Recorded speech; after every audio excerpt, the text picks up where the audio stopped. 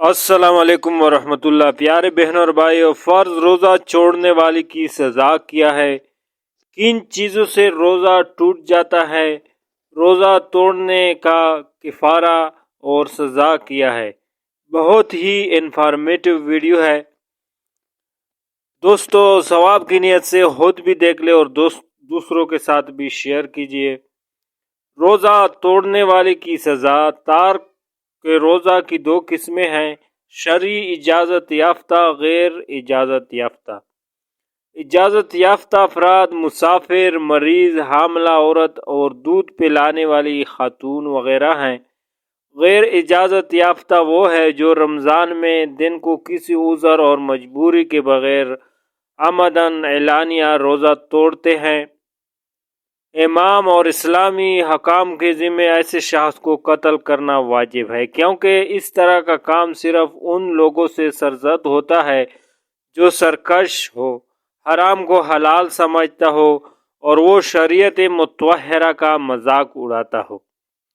روزہ بہت سی چیزوں سے ٹوٹ جاتا ہے، ان میں سے چند چیزیں مندرجہ ذیل ہے: کان اور ناک میں دوا ڈالنا، قصداً منہ بھر کے کرنا، کلی کرتے ہوئے حلق میں پانی چلا جانا، عورت کو چونے سے انزال ہو جانا، کوئی ایسی چیز نکل جانا جو عادتاً کھائی نہیں جاتی جیسے لکڑی، لوہا، کچا گیہوں کا دانہ وغیرہ، لبان یا عود وغیرہ کا دھواں قصداً ناک میں حلق میں پہنچانا، بھول کر کھا پی لیا اور یہ خیال کیا کہ اس سے روزہ ٹوٹ گیا ہوگا، پھر قصداً کھا پی لیا، رات سمجھ کر صبح صادق کے بعد سحری کھا لی، دن باقی تھا مگر غلطی سے یہ سمجھ کر کہ آفتاب غروب ہو گیا ہے، روزہ افطار کر لیا۔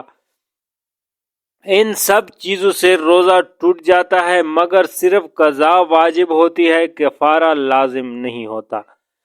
جان بوجھ کر بیوی سے صحبت کرنے یا کھانے پینے سے روزہ ٹوٹ جاتا ہے، قضا اور کفارہ دونوں لازم ہوتے ہیں۔ کفارہ یہ ہے کہ ایک غلام آزاد کرے، ورنہ 60 روزے متواتر رکھے، بیچ میں ناغہ نہ ہو، ورنہ پھر شروع سے 60 روزے پورے کرنے پڑیں گے، اور اگر روزے کی بھی طاقت نہ ہو تو 60 مسکینوں کو دونوں وقت پیٹ بھر کے کھانا کھلائے۔ آج کل شرعی غلام یا باندی کہیں نہیں ملتے، اس لیے آخری دو صورتیں متعین ہے: وہ چیزیں جن سے روزہ ٹوٹتا نہیں مگر مکروہ ہو جاتا ہے، بلا ضرورت کسی چیز کو چبانا یا نمک وغیرہ چکھ کر تھوک دینا، ٹوتھ پیسٹ یا منجن یا کوئلہ سے دانت صاف کرنا بھی روزے میں مکروہ ہے، تمام دن حالت جنابت میں بغیر غسل کیے رہنا، غائب یعنی کسی کی پیٹ پیچھے اس کی برائی کرنا ہر حال میں حرام ہے۔ روزے میں اس کا گناہ اور بڑھ جاتا ہے۔ روزے میں لڑنا جھگڑنا، گالی دینا، خواہ انسان کو ہو یا کسی بھی جان چیز کو یا جاندار کو، ان سے بھی روزہ مکروہ ہو جاتا ہے۔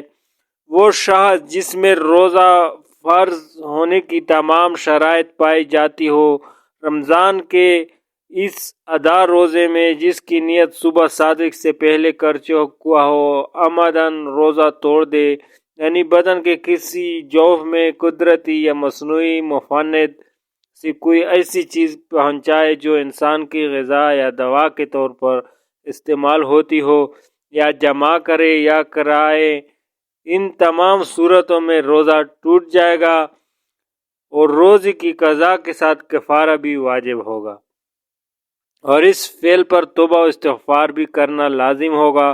کفارے میں اس پر مسلسل 60 روزے رکھنا ضروری ہوگا، اگر درمیان میں ایک روزہ بھی رہ جائے تو اس سر 9 رکھنا لازم ہوں گے، اور اگر اس کی قدرت نہ ہو تو 60 مسکینوں کو صدقہ فطرت کی مقدار غلہ یا اس کی قیمت دینا لازم ہے۔ ایک صدقہ فطر کی مقدار نصف صاع پونے 2 کلو گندم یا اس کی قیمت ہے۔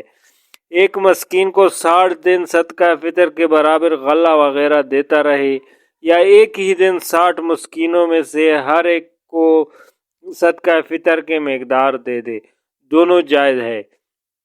صدقہ فطر کی مقدار غلہ یا قیمت دینے کی بجائے اگر 60 مسکینوں کو ایک دن صبح و شام، ایک مسکین کو 60 دن صبح و شام کھانا کھلا دے تو بھی کفارہ ادا ہوگا۔